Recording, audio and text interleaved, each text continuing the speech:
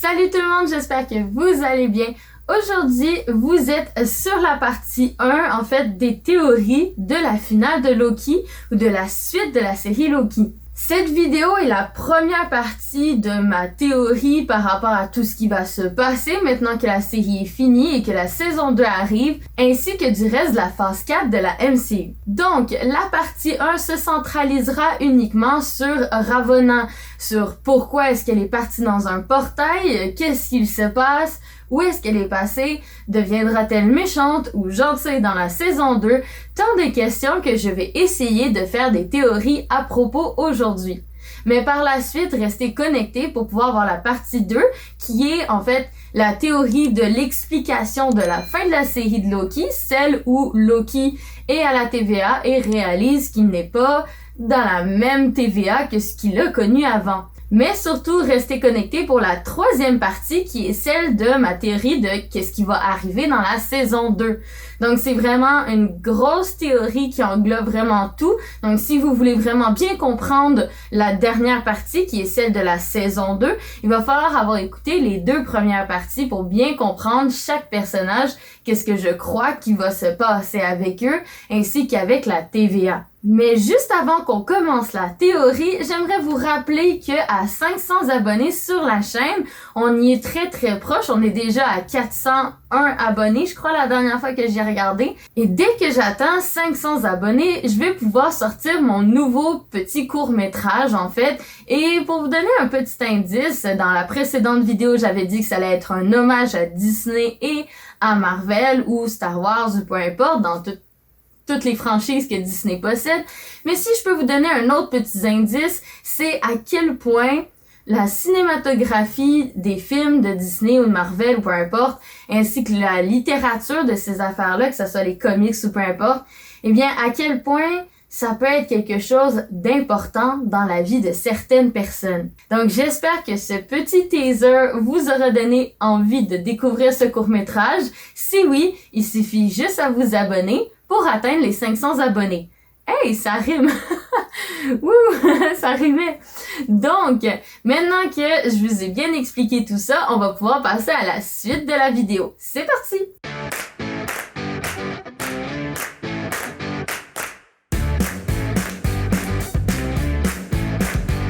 Après cette longue introduction, que se passe-t-il avec Ravonna à la fin de l'épisode 6 de Loki?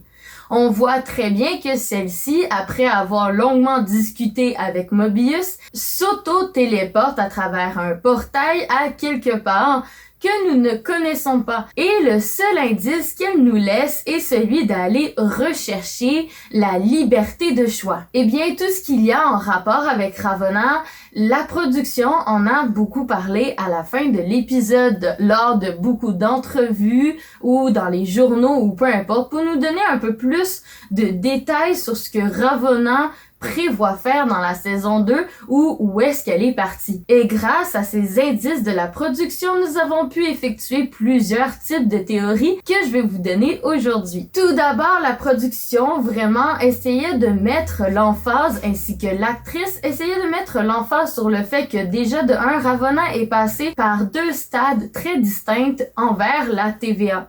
Au début, Ravonna est l'employée parfaite, celle qui est très loyale envers la TVA et qui croit que même après avoir plus ou moins découvert la vérité, essaie de quand même donner des raisons du pourquoi et du comment la TVA devrait continuer à agir tels qu'ils le sont en ce moment. Eh bien, ça a été confirmé par l'actrice que, en fait, Ravonna n'était pas du tout au courant de la supercherie des Timekeepers. Mais après, avec quelques indices qu'on peut retrouver aussi dans l'épisode, Ravonna n'a pas l'air de vouloir nécessairement attraper et se venger envers la personne de la TVA, mais plutôt la protéger potentiellement. L'actrice l'a confirmé lors des entrevues que on n'a pas découvert même pas un seul orteil de la grandiosité que justement la fin de la série a ouvert, que ce soit pour son personnage de Ravonna ou que ce soit aussi pour les autres personnages et tout l'univers au complet.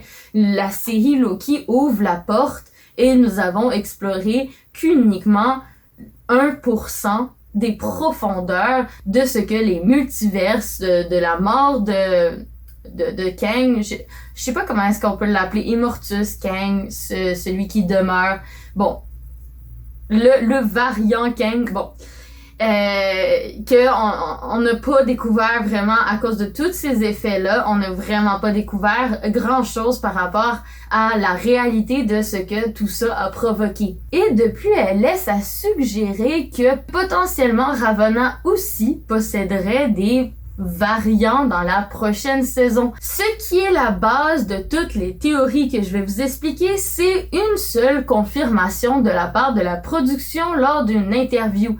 La production a affirmé que Ravonna, en traversant le portail, était partie à la recherche de qui était derrière la TVA.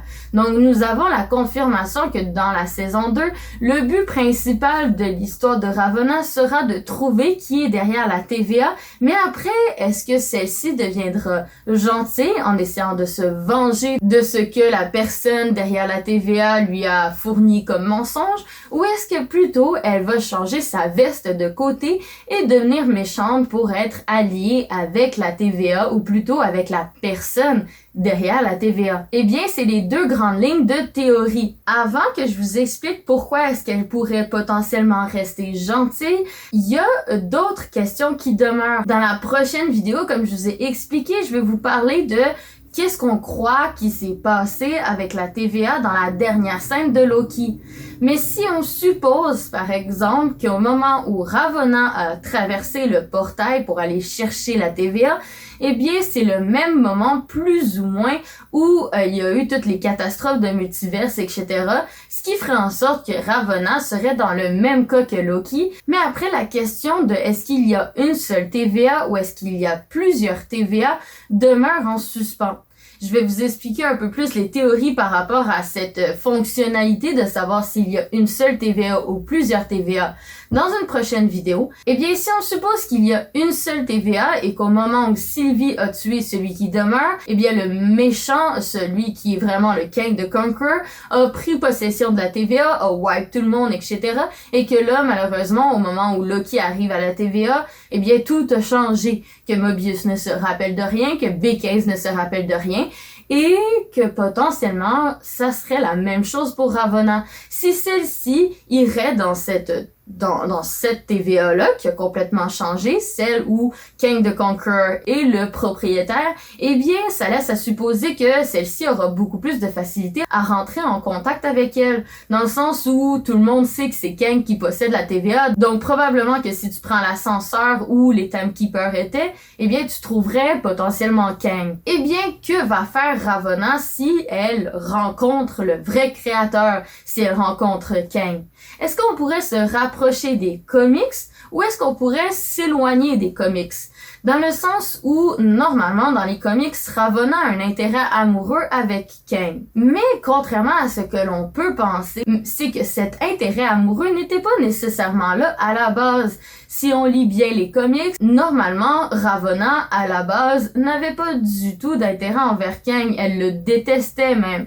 Et que, au début, elle dirait qu'elle préférerait mourir plutôt que se marier avec lui.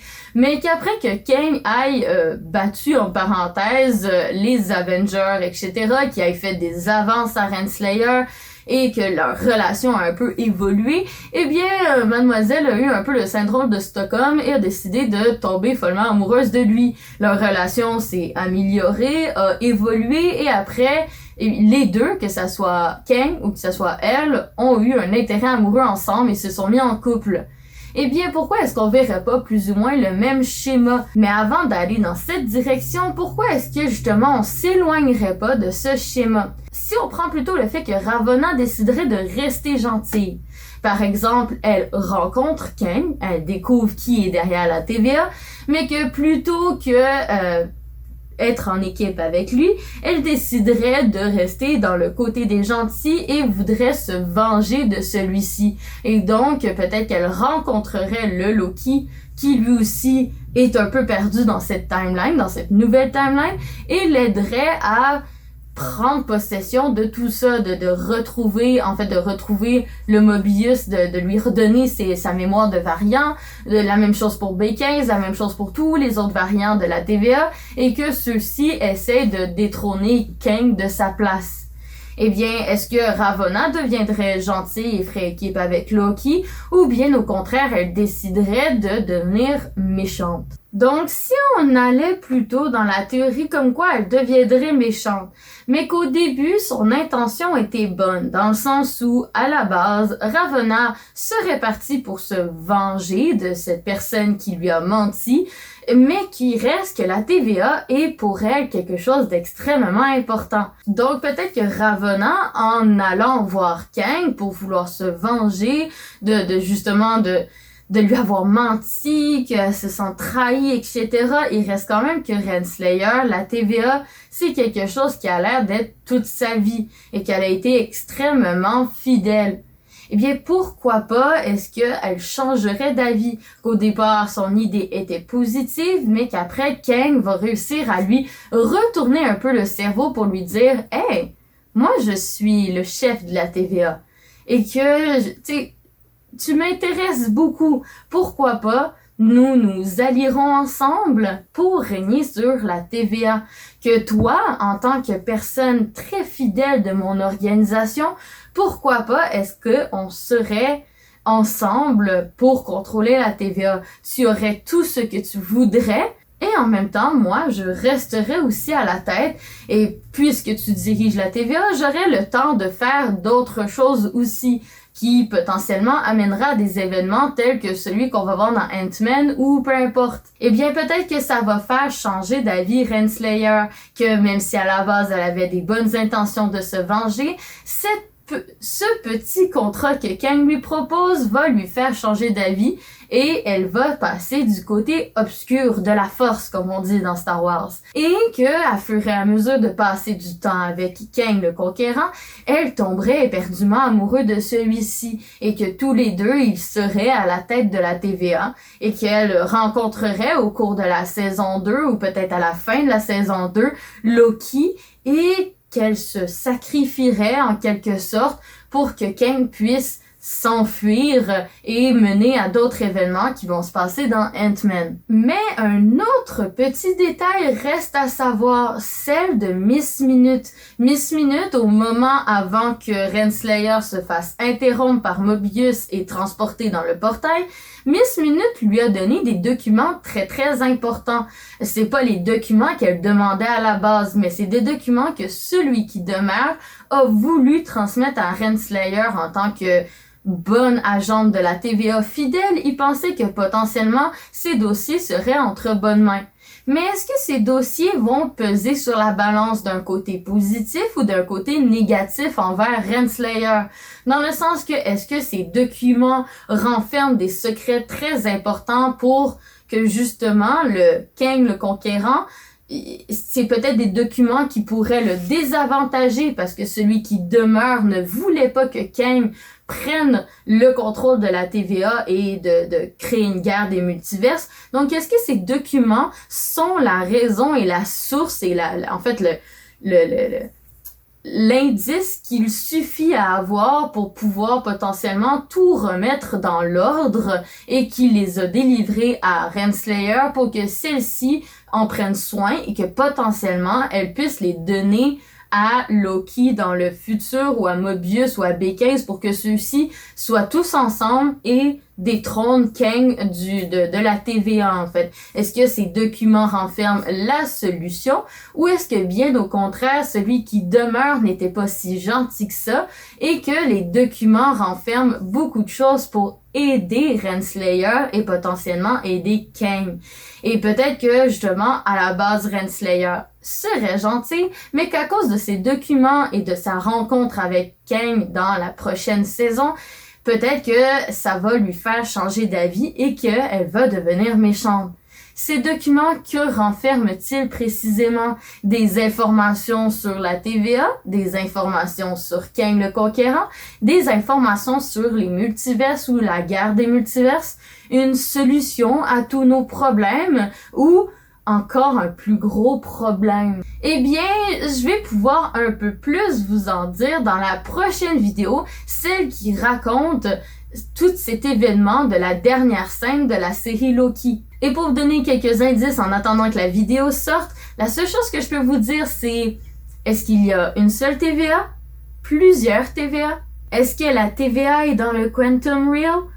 Est-ce que Kang le Conquérant a complètement pris possession de tout? Est-ce que c'est lié à Spider-Man ou à Doctor Strange ou à Ant-Man? Est-ce que Marvel a fusionné potentiellement les deux principes de la timeline et de la multiverse dans un seul et même projet pour expliquer qu'est-ce qui s'est passé dans cette scène-là justement? Tant de questions que je vais essayer de répondre dans la prochaine vidéo. Donc j'espère que vous êtes prêts pour toutes ces vidéos. Ça devrait sortir au courant de la semaine. Et si j'ai plus d'informations par rapport à Ravonna, je vous ferai une autre vidéo. En attendant, j'espère que vous allez bien et je vous fais des gros bisous du Québec!